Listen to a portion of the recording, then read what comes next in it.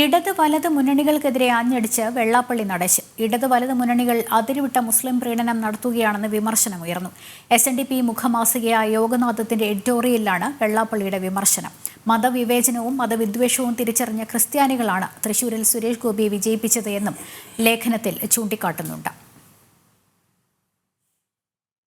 ലോക്സഭാ തെരഞ്ഞെടുപ്പ് ഫലപ്രഖ്യാപനത്തിന് പിന്നാലെയാണ് ഇടതു വലതു മുന്നണികൾക്കെതിരെ രൂക്ഷ വിമർശനവുമായി SNDP യോഗം ജനറൽ സെക്രട്ടറി വെള്ളാപ്പള്ളി നടേശൻ രംഗത്തെത്തിയത്.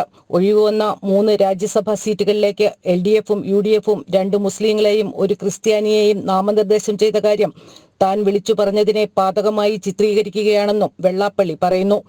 തെരഞ്ഞെടുപ്പിൽ മത്സരിക്കുന്നവരെ നിശ്ചയിക്കുമ്പോഴും ഇരുമുന്നണികളുടെയും മുൻഗണന മതത്തിനാണെന്നും ഹൈന്ദവ ഭൂരിപക്ഷ മണ്ഡലങ്ങളിൽ വരെ ന്യൂനപക്ഷങ്ങളെ സ്ഥാനാർത്ഥികളാക്കുമ്പോൾ മലപ്പുറത്തും കോട്ടയത്തും മറിച്ച് ചിന്തിക്കാൻ ഇടതു വലതു മുന്നണികൾക്ക് ധൈര്യമില്ലെന്നുമാണ് യോഗനാഥത്തിന്റെ ഏറ്റവും പുതിയ ലക്കത്തിന്റെ മുഖപ്രസംഗത്തിൽ വെള്ളാപ്പള്ളിയുടെ വിമർശനം.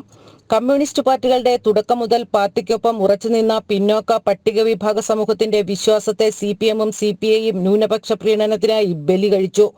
തനിക്കെതിരെ കേസെടുക്കണമെന്ന് പറഞ്ഞ മുസ്ലിം നേതാക്കൾ സ്വന്തം മതക്കാരുടെ അനീതികൾക്കെതിരെ സൗമ്യ നിലപാടാണ് സ്വീകരിച്ചതെന്നും വെള്ളാപ്പള്ളി പറയുന്നു. തൃശൂരിൽ ഇരുമുന്നണികളുടെയും മുസ്ലിം പ്രീണനവും മുസ്ലിം ലീഗിന്റെയും കുറെ മുസ്ലിം സംഘടനകളുടെയും അഹങ്കാരവും കടന്നുകയറ്റവും സഹിക്കാനാവാതെ വന്നപ്പോഴാണ് ക്രൈസ്തവർ BJPയെ രക്ഷകരായി കണ്ടത്.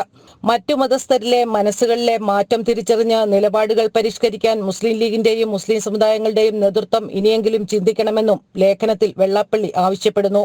കേരളത്തിലെ ഹൈന്ദവ പിന്നോക്ക വിഭാഗങ്ങൾ നേരിടുന്ന അസമത്വം വ്യക്തമാകാൻ സാമ്പത്തിക സർവേ നടത്തണമെന്ന നിർദ്ദേശവും മുഖപ്രസംഗത്തിൽ വെള്ളാപ്പള്ളി നടേശൻ മുന്നോട്ട് വയ്ക്കുന്നുണ്ട്. ജനം, കൊച്ചി.